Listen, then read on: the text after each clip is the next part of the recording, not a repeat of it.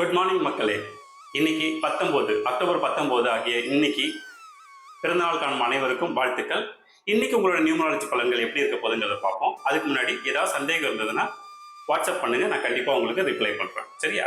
இன்னைக்கு நியூமராலஜி படி 19 1 விதி எண் 2 இருக்கக்கூடிய சூழ்நிலையில பிறப்பு எண் 7 இருக்கக்கூடியவங்களுக்கு இந்த நாள் மிகச்சிறப்பான நாளாக இருக்கும். ஸோ புது முயற்சிகள், புதிய திட்டங்கள் ஏதாவது செய்ய விரும்பினாலும் இன்னைக்கு தாராளமாக செய்யலாம். ஏன்னா இன்னைக்கு செய்யக்கூடிய திட்டம் அப்படிங்கிறது அவர்களுக்கு ரொம்ப பாதுகாப்பானதாகவும் ரொம்ப சேஃபாகவும் இருக்கும். சரியா?